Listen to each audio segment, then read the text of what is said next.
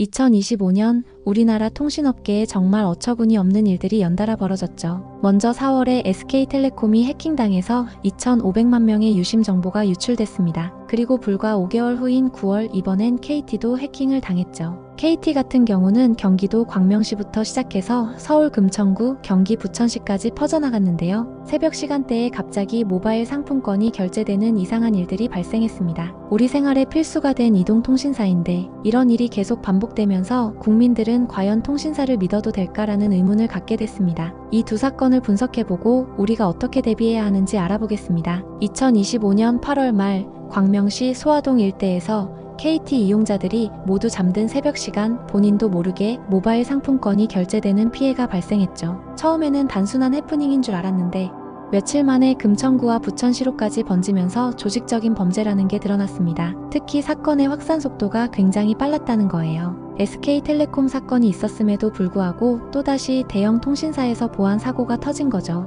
이건 정말 통신사들의 보안 불감증이 여전하다는 걸 보여주는 사례입니다. 2025년 9월 1일에 경찰이 KT 측의 연쇄 소액 결제 피해 사실을 공식 통보했지만 KT는 무려 나흘 동안 해킹은 불가능하다며 소극적으로 대응했고 피해는 계속 확산되었죠. 언론 보도가 나온 9월 5일에야 비정상 결제를 차단했고 9월 8일에 정부에 사고를 공식 신고했습니다. 늑장 대응 때문에 피해가 더 커진 거라는 비판을 피할 수 없게 됐어요. 결국 9월 11일에 KT가 5,561명 고객의 IMSI 값이 유출되었을 가능성이 있다고 인정했습니다. 경찰이 취합한 총 피해액은 124건에 약 8,060만 원에 달했어요. 하지만 KT 자체 조사 결과에서는 278건, 피해액이 1억 7천만 원으로 경찰 집계보다 2배 이상 많았던 거죠. 이건 KT가 처음부터 제대로 파악하지도 못했다는 걸 보여줍니다. 이번 KT 해킹에서 해커들이 사용한 수법은 불법 초소형 기지국, 즉 펨토셀을 이용한 공격이었어요. 펨토셀은 와이파이 공유기와 비슷하게 생긴 작은 장치입니다. 단순한 공유기가 아니라 집이나 사무실에서 휴대폰 통화와 데이터를 안정적으로 사용할 수 있게 하는 초소형 기지국이에요. 인터넷망에 연결해서 이동통신 신호를 직접 중계하기 때문에 지하나 건물 안처럼 기지국 신호가 약한 곳에서 유용하죠.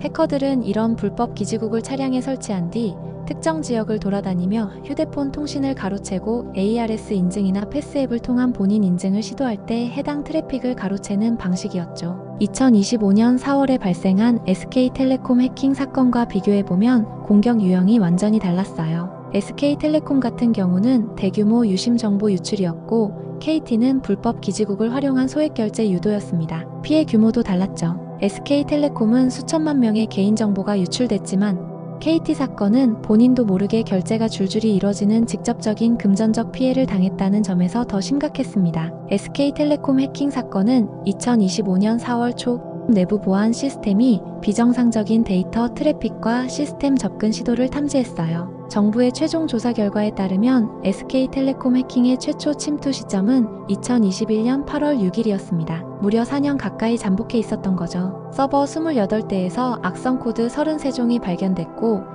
유심 정보 25종의 정보가 2,696만여 건이 유출됐습니다. 하지만 이것과는 별개로 서버 88대의 악성 코드가 유입된 것이 추가로 확인됐다는 거예요. 거기다가 2022년 2월에는 서버가 악성 코드 2종에 감염됐다는 사실을 인지했지만 신고 의무를 미이행하고 해당 사실을 은폐했다는 것도 밝혀졌습니다. 계정 정보 관리도 부실했어요. 음성통화 인증 관리 서버 계정 정보를 타 서버의 평문으로 저장해서 ISMS 인증 기준을 위반했습니다. 그리고 유심 인증키 값 암호화를 세계이동통신사업자협회에서 권고하고 있고 타 통신사들도 암호화해서 저장하고 있는데 SK텔레콤은 암호화하지 않고 저장했어요. 침해 사고 신고도 지연했고 과학기술정보통신부가 자료 보전을 명령했는데 SK텔레콤은 서버 2대를 디지털 증거 수집 분석이 불가능한 상태로 임의로 조치한 후 조사단에 제출했습니다. 2025년 통신 3사의 보안 투자 현황을 보면 KT가 약 1,021억 원으로 가장 많이 투자했고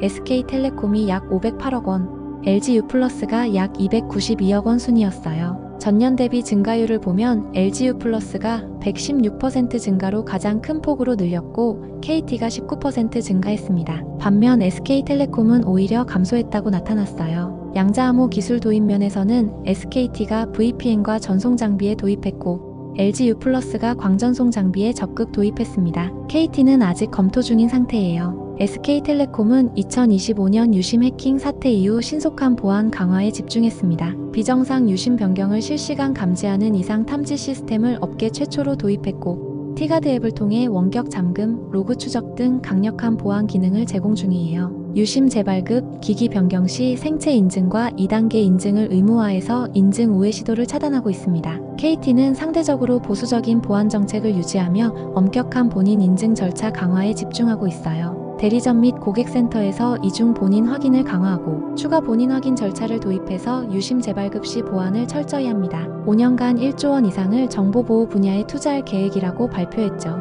LG유플러스는 국내 최초로 양자통신 암호화 장비 보안 기능 확인서를 획득했고, 양자 내성 암호 적용 광전송 장비를 도입했습니다. 2022년 보안 투자를 전년 대비 116% 증가시키는 등 적극적인 투자를 하고 있어요. 이런 사건들이 연이어 발생하면서 개인정보보호 솔루션 시장이 급성장하고 있습니다. 국내 개인정보보호 솔루션 산업도 생각보다 빨리 시작됐어요. 일각에서는 세계 시장보다 빨리 형성됐다고도 말합니다. 개인정보보호 산업이 빠르게 형성될 수 있던 배경에는 인터넷의 확산과 그로 인한 개인정보 침해 사고의 발생, 그리고 빠른 개인정보보호법 제정 등이 있었죠. 이런 상황에서 우리 개인이 할 수 있는 대비책은 무엇이 있을까요? 먼저 통신사 앱이나 고객센터를 통해 소액 결제 한도를 0원으로 설정해두고 필요할 때만 임시 해제 후 다시 잠그는 습관을 들이는 것이 좋습니다. 결제 내역 알림 설정을 반드시 켜두시면 새벽 시간에라도 알림이 와서 즉시 확인해 피해를 막을 수 있어요. 인증 수단을 다변화하는 것도 중요합니다. 이번 사건은 패스나 ARS 인증을 노린 정황이 크므로 가능하면 토스, 네이버 인증서 등 다른 인증 수단을 함께 사용하세요. 단일 인증 수단에 의존하는 건 위험해요. 개인정보보호위원회의 e프라이버시 클린 서비스를 이용해서 내명의로 가입된 통신사나 서비스를 주기적으로 확인하는 것도 좋습니다. 유령 계정이나 불법 가입을 조기에 발견하는 데 도움이 돼요. SK텔레콤과 KT의 해킹 사건을 통해